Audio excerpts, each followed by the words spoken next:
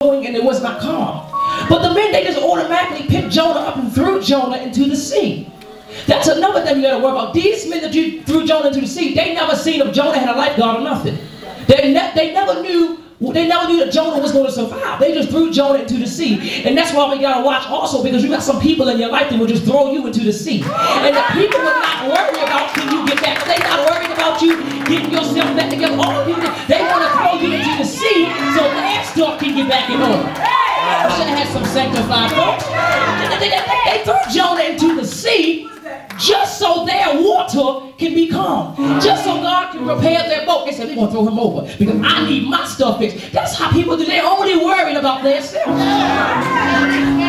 Y'all living in Baltimore City with me.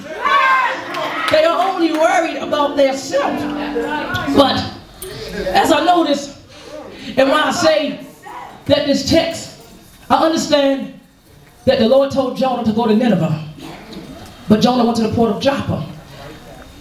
I know he was disobedient, but I do not want to say it was a mistake. The reason why I say it was not no mistake, because even though Jonah went on the boat, the ship with the men, I imagine the Lord saying, I'm going to go ahead and kill 2 birds with 1 stone. And what happened was, if you notice in the text, the men began to cry out to their own separate gods.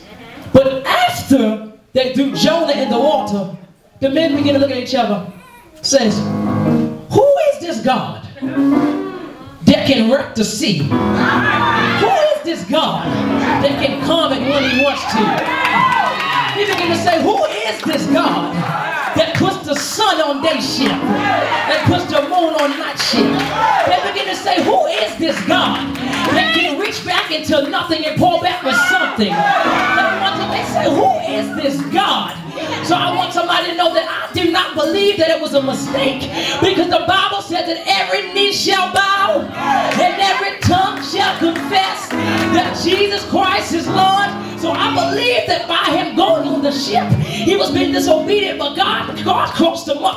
God put him right there, so God killed 2 birds right with 1 stone. I want you to know that Jonah got swallowed by the great fish. He was in the belly of the great fish for 3 days and 3 nights.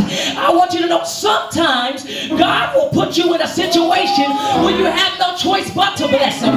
Sometimes God will put you in a situation where your back is up against the wall, or sometimes God will put you in a situation where you have no money for your bills. Sometimes God will put you in a situation where you have more bills than money. Sometimes God will put you in a situation where you have no choice but to bless him.